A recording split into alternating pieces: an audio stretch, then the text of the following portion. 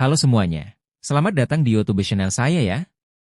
Di sini saya akan menceritakan cerita dari sebuah novel yang berjudul Emperor of Steel. Seimon, pria yang telah mencapai puncak sihir hitam, dijebak sebagai Raja Iblis dan dibunuh. Aku tidak akan membiarkannya berakhir seperti ini. Dia akhirnya mencapai kehidupan baru. Tetapi kenyataan itu kejam. Lahir setelah 500 tahun kematiannya. Dia lahir sebagai keturunan saingannya, Kaisar Pedang.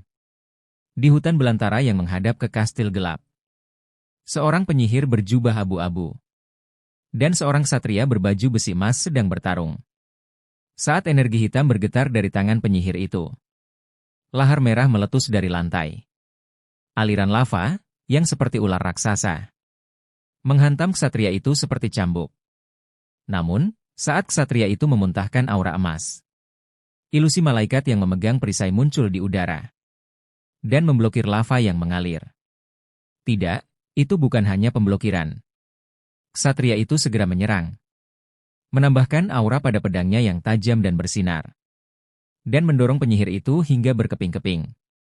Penyihir itu, yang dengan tergesa-gesa meningkatkan kekuatan sihirnya untuk memblokir serangan ksatria itu, diusir. Dan dia memuntahkan darah hitam. Matilah, Iblis Seimon.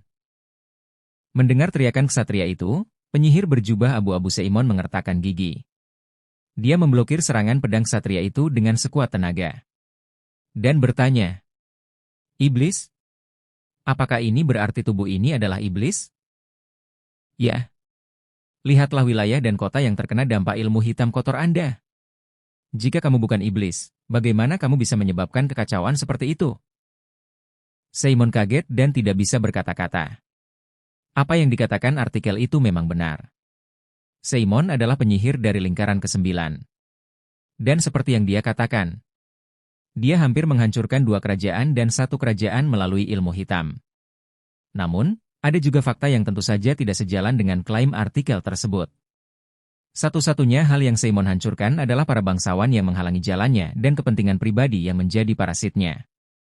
Orang yang tidak bersalah atau orang yang tidak bersalah bahkan tidak tersentuh.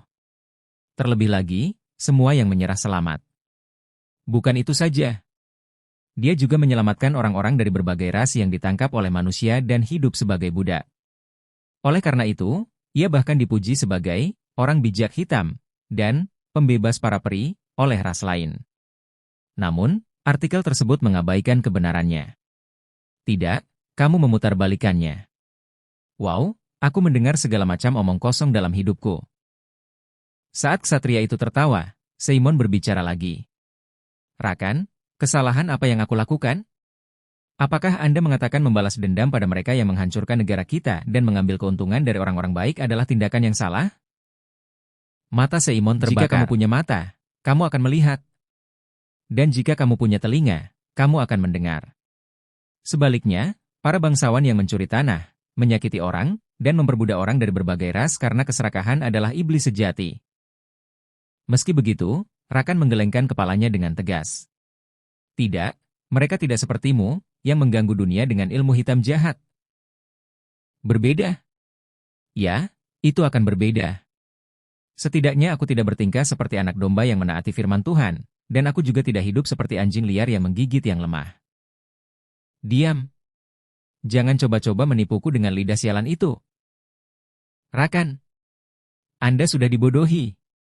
Kepada anjing-anjing liar yang memakai kulit domba. Seimon meningkatkan energi iblisnya. Badai kegelapan muncul dari ujung jarinya. Ada sedikit embun di sekitar matanya yang merah. Apa yang terbentuk di saluran air mata yang kukira sudah lama mengering adalah kemarahan yang tak terpadamkan, kesedihan yang tak terhapuskan, dan kebencian yang tertanam dalam di tulang-tulangku. 20 tahun yang lalu, Seimon adalah penyihir biasa di Menara Sihir Veritas. Dia berasal dari latar belakang rakyat jelata yang miskin dan tidak memiliki afinitas mana yang khusus. Karena dia bekerja di Menara Sihir dengan status yang tidak sedap dipandang, dia selalu dipandang rendah dan diremehkan. Secara alami, dia melakukan semua pekerjaan paling kotor dan tersulit di Menara Sihir. Tapi dia bertahan. Bahkan ide atau makalah baru yang ditulis melalui penelitian yang melelahkan selalu dicuri oleh penyihir atau tetua tingkat tinggi. Meski begitu, Dia tidak mengeluarkan satu keluhan pun.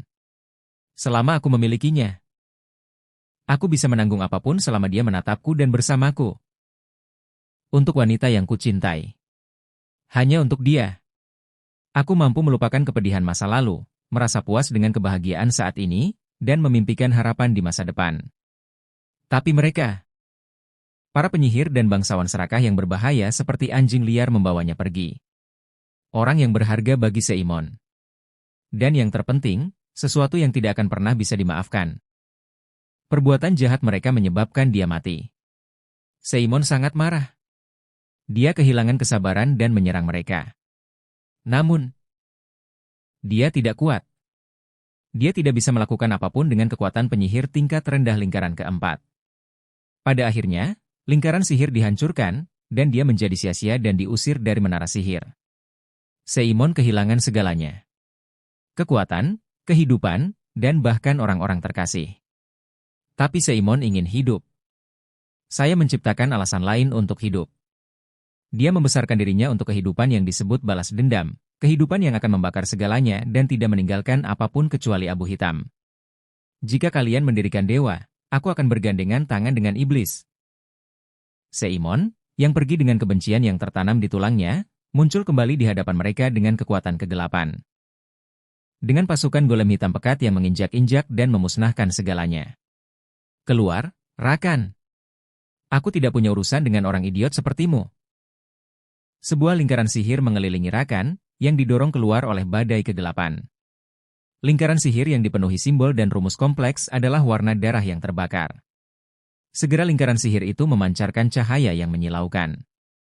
Dan terakhir, yang terungkap adalah golem raksasa. Golem yang dipanggil semuanya mengepalkan tinju mereka. Masing-masing merupakan serangan luar biasa yang dipenuhi dengan kekuatan dahsyat. Jika ini benar, bahkan monster terkuat, Twin Head Ogre, akan menjadi gumpalan darah. Tapi Rakan berbeda.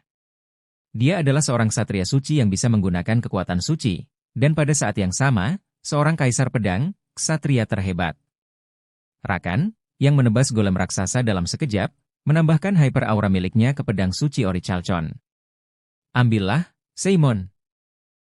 Seimon melepaskan sihir hitam terkuat, Dark Ruin, melawan pedang suci yang dipenuhi hyper aura. Kung. Saat kedua manusia super itu bertabrakan, gelombang kejut dan debu yang kuat menyebar di sekitar mereka. Pertandingan sepertinya berakhir imbang.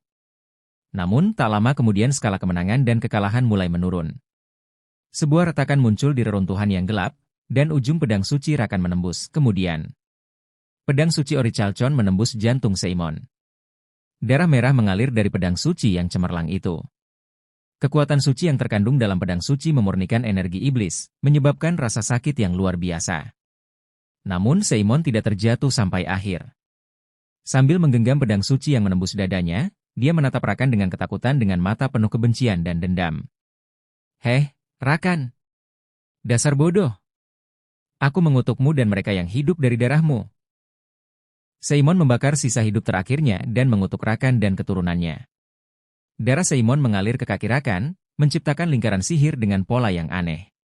Biarkan. Lihat. Nama keluargamu setipis benang. Kerabat sedara itu menderita segala macam kemalangan dan penyakit. Kamu akan menggeliat kesakitan. Rambut Seimon terangkat ke langit dan wajahnya yang keriput berubah menjadi seperti setan. Air mata kebencian dan darah mengalir dari kedua matanya. Rakan dikejutkan dengan pemandangan yang menimbulkan rasa takut melihatnya bahkan dalam mimpinya. Namun, dia segera sadar kembali dan dengan tenang mengeluarkan pedang sucinya. Dan dia tanpa ampun memenggal kepala Seimon. Mencicit. Dituduh secara curang sebagai iblis atau raja iblis, Black Sage akhirnya menemui ajalnya. Terima kasih untuk semua yang telah mendengarkan ceritanya. Jangan lupa like dan subscribe. Bye-bye.